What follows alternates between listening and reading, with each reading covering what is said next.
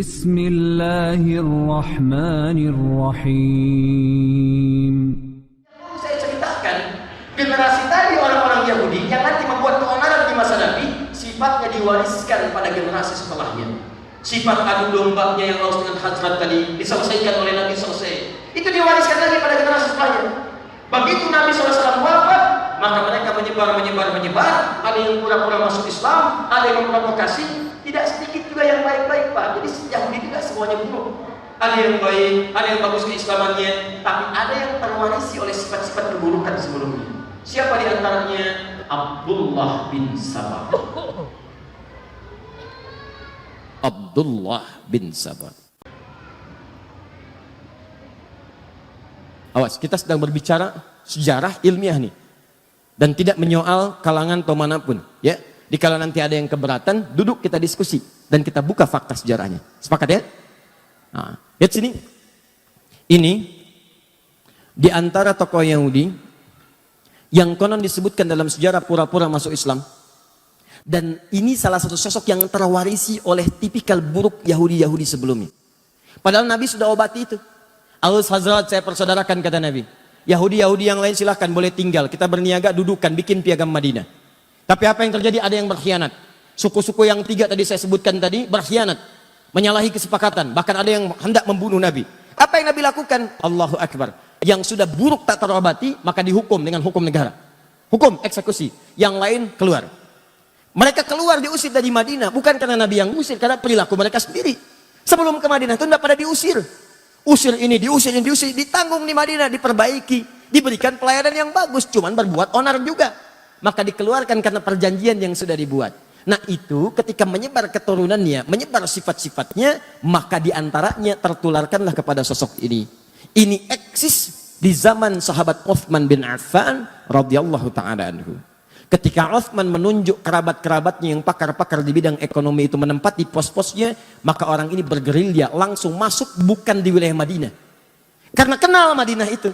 Orang Madinah semua kenal Uthman. Uthman itu orang baik, gak mungkin nepotisme, gak mungkin milih yang salah dan sebagainya. Maka dia masuk ke wilayah yang sulit dijangkau pada saat itu untuk memberikan informasi yang cepat. Datanglah dia ke Mesir di Afrika Utara. Dari Mesir. Mesir itu bukan Arab ya, secara geografis. Mesir itu Afrika Utara. Cuma bahasanya bahasa Arab. Secara kebahasaan disebut negara Arab. Tapi secara geografis disebut dengan Afrika Utara. Masuk wilayah Afrika Utara. Sama dengan Libya, Tunisia, Maroko, Aljazair itu wilayah Afrika Utara. Maka dia datang ke Mesir. Apa yang dia katakan di Mesir? Dia sebarkan isu bahwa khalifah saat ini, satu, telah melakukan nepotisme. Nepotisme.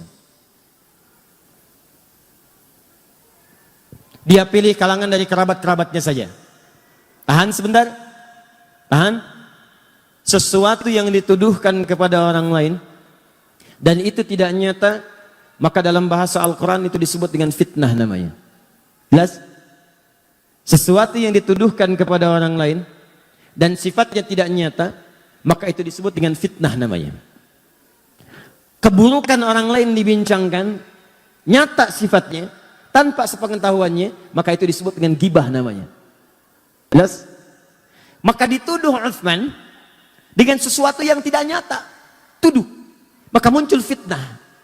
Uthman nepotisme. Dan berita ini kan gak seperti kita sekarang. Kalau sekarang ada berita di Amerika, sekian detik bisa kita klik. Kejadian di Rancaekek, kita berdoa semoga Allah muliakan dan sabarkan saudara-saudari kita insya Allah. Dan kita juga insya Allah kita, apa yang kita bisa bantu, kita bantu saudara-saudari kita. Ada kejadian puting beliung kemarin itu kan. Kejadian di Rancaekek. Itu sedunia tuh bisa mengakses. Tsunami-nya di Banten, yang bela sungkawanya banyak. Kirimkan duka cita dari Turki, dari sini. Langsung nampak. Ini zaman Uthman, telepon belum ada. Email nggak nampak. WhatsApp belum kepikiran. BBM tuh belum dikreasikan, nggak ada. Jangankan zaman Uthman, ya 80 tahun ke belakang, 50 tahun ke belakang, 30 tahun ke belakang, 20 tahun ke belakang, orang haji aja kan belum menemukan pesawat seperti sekarang. Berangkatnya pakai kapal laut. Kalau ada kabar dari Mekah, nyampainya 6 bulan kemudian. Itu baru 20 tahun kemudian. Kalau orang berangkat haji pakai kapal, dilepas, nunggu-nunggu nggak datang-datang. Udah pada lupa baru datang. 6 bulan setelahnya. Nah, kebayang bagaimana zaman Utsman. Utsman tidak tahu apa yang terjadi di Mesir nih, jaraknya terlampau jauh. Ternyata sudah bergerilya. Gerilyaan itu ke orang-orang yang mudah kemudian diprovokasi. Ke kalangan bawah, disebarkan isu. Yang kedua, ini yang mau saya katakan. Dan ini nanti nyampe ke kehidupan kita sekarang. Kata Abdullah bin Sabah itu, dia membentuk kelompok-kelompok pengikut-pengikut, dia katakan, sebetulnya yang paling layak untuk dapat kursi khalifah itu bukan Utsman, tapi Ali. Tahan.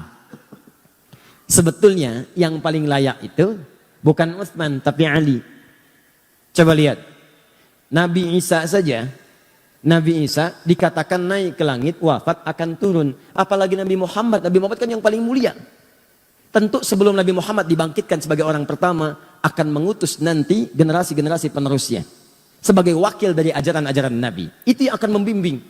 Maka dihembuskanlah. Siapa coba menurut Anda yang paling dekat hubungannya dengan Nabi? Maka dilihat.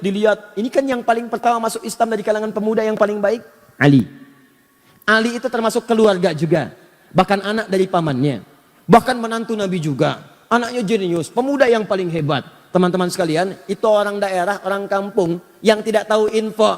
Utsman juga mulia, menikah dengan tadi 2 putri Nabi, dimuliakan oleh Nabi, disebut ahli surga. Bahkan satu masa ketika Utsman akan masuk ke satu kebun, riwayat Abu Musa al-Ash'ari, kata Abu Musa al-Ash'ari, saya minta izin dulu pada Nabi. Kata Nabi, persilahkan dia masuk, akan masuk seorang ahli surga yang diuji dengan musibah. Seorang ahli surga diuji dengan musibah. Nah, info-info ini nggak banyak nyampe, masuk ke kalangan bawah, diprovokasi. Yang bagus tuh Ali, yang hebat Ali dan sebagainya. Padahal dua-duanya mulia. Maka orang-orang awam ini mudah kemudian disulut, masuk ke kelompok Abdullah bin Sabah, maka dikenal dengan pengikut Sabah, namanya Sabaiyah.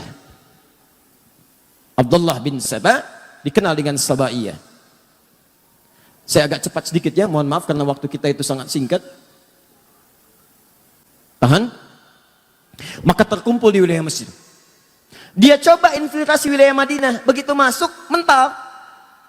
Jadi karena orang tahu Utsman tinggal di Madinah, tahu kebiasaan Utsman. Jadi begitu akan menyoal Utsman, sebetulnya Utsman begini ya, jangan bicara tentang Utsman. Utsman lebih baik dari apa yang Anda katakan. Utsman kok nempatkan saudaranya di situ? Utsman itu lebih paham. Karena Utsman itu pakar di bidang ekonomi, dia tempatkan mungkin salah. Mental. Dia pergi ke daerah. Setelah itu apa yang terjadi? Setelah diprovokasi masanya makin banyak, maka Abdullah bin Sabah kemudian masuk dan mengatakan pada pengikutnya di wilayah Mesir itu, datanglah kalian kemudian ke kota Madinah. Sampaikan protes kalian. Kepung tulisannya Utsman. Datangi Utsman di sana. Maka mereka bergerombolan datang ke wilayah ini, datanglah ke Madinah. Ini yang datang ini bukan cuma datang. Ada yang bawa pedang, ada yang bawa pisau, ada yang bawa pentungan besi. Datang. Begitu intelijen menyampaikan kepada Utsman ada pergerakan dari wilayah Afrika Utara menuju ke sini. Apa isu yang dibawa? Mereka ingin minta penjelasan kepada Khalifah Utsman bin Affan. Kenapa mengangkat saudaranya begini. Apakah benar Ali paling utama dan sebagainya. Maka Utsman karena disebutkan kemudian Ali, nepotisme dan sebagainya, Utsman perintahkan Ali, kamu kasih penjelasan. Apa kata Ali? Saya katakan dari awal, ingat kata-kata saya? Bukankah di antara yang paling jenius di antaranya Ali bin Abi Thalib? Ali mengatakan kepada Utsman kurang lebih bahasanya, ya Khalifah, akan lebih baik kalau Anda langsung yang menemui rakyat menjelaskan. Kalau saya jelaskan bisa, tapi tingkat kepuasannya berbeda. Kalau orang datang ke istana, ke pusat kekuasaan, maka Ali menyampaikan satu pendapat yang sangat brilian, dan ini warisan dari Nabi SAW. Akan lebih baik kalau pemimpinnya langsung yang menemui. Karena itu akan memberikan kepuasan tersendiri kepada rakyatnya. Utsman ketika mendengar usulan itu, bagus usulannya, baik saya akan temui. Demikianlah kalau di lingkaran sekitaran pemimpin ada orang-orang yang mengusulkan kebaikan, maka pemimpinnya akan ikutan baik. Beda kalau di sekitarannya ada orang-orang yang tidak baik. Orang dah datang berbondong-bondong, ini pergi. Ini jadi masalah. Lalu saya sedang berbicara tentang hal yang lain ya. Jangan pikirkan yang tidak-tidak. Ya. Saya bicara tentang Ali, bukan Zainuddin. Ini contoh-contoh, bukan saya nggak nyolong yang lain-lain, hati-hati. Ingat ya, catat kata-kata saya. Alhamdulillah. Baik.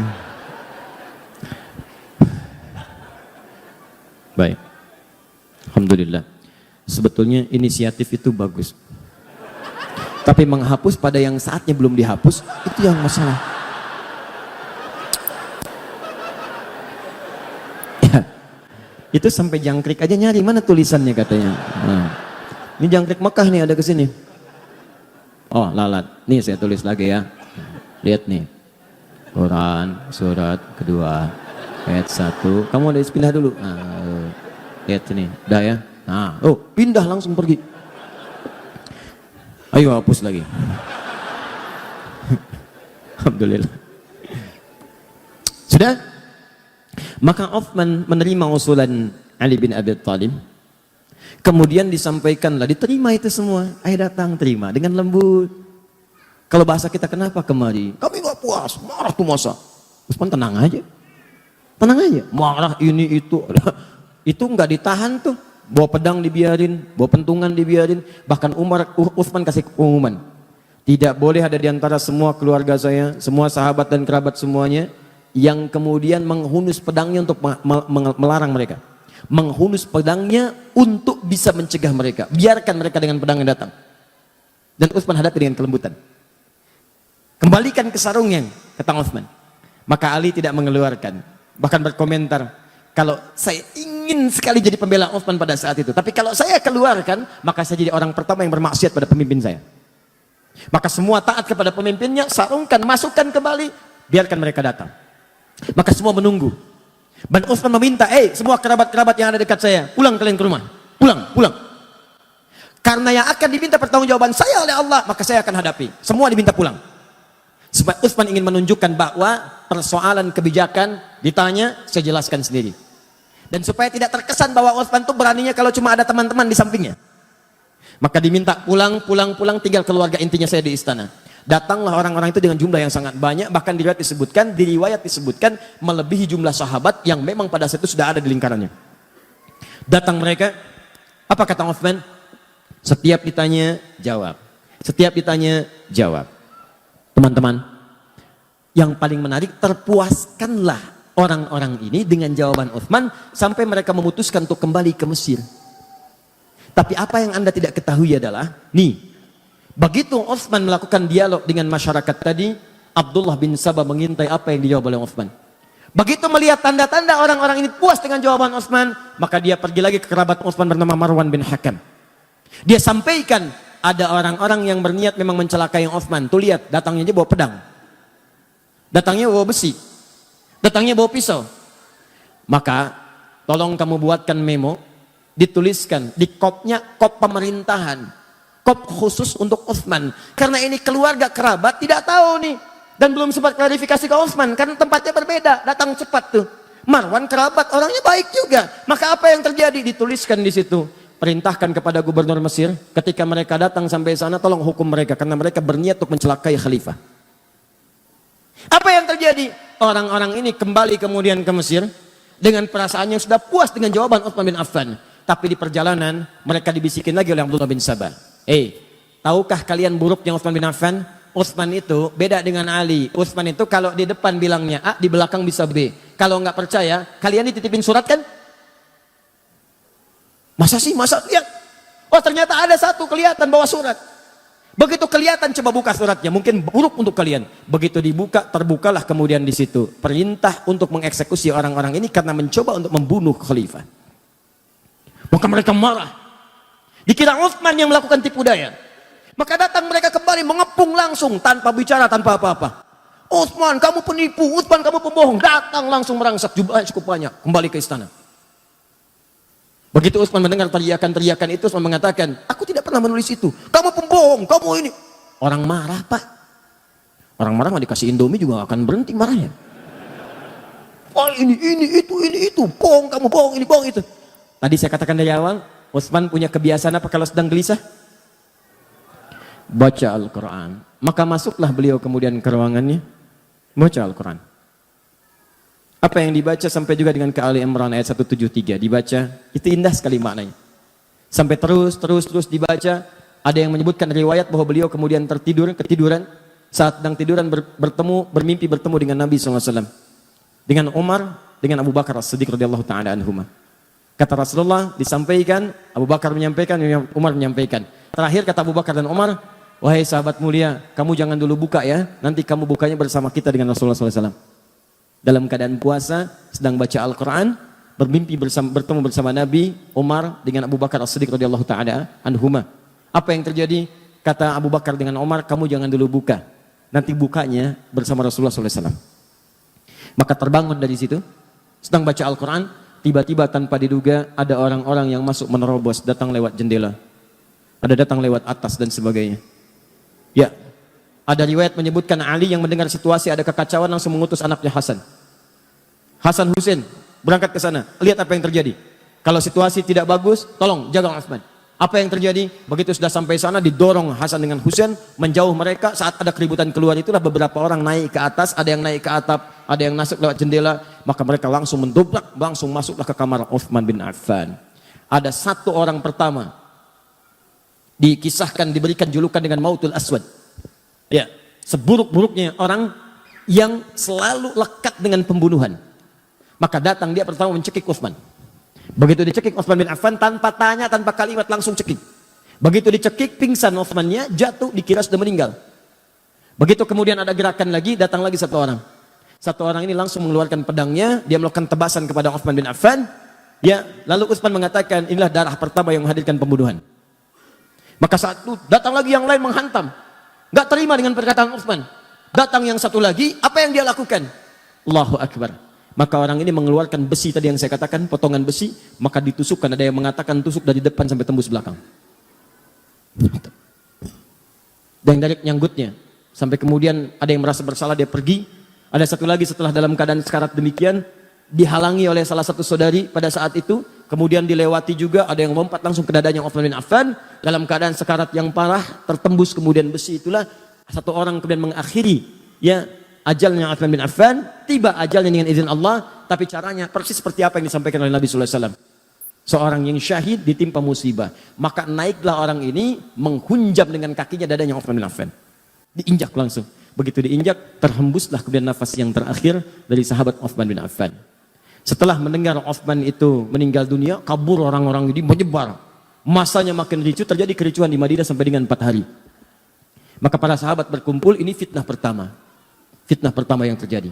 Para sahabat berkumpul untuk mengatasi kekacauan ini, maka mereka bersepakat mesti ada pemimpin baru yang diangkat untuk mengatasi kekacauan. Karena kekacauan sudah menyebar. Khalifah tidak ada, pemerintahan tidak stabil, wilayah makin luas. Maka ini muncul pemberontakan di sini. Ini muncul pemberontakan. Maka untuk mengatasi itu diangkatlah kemudian dengan mufakat semuanya sahabat Ali bin Abi Thalib.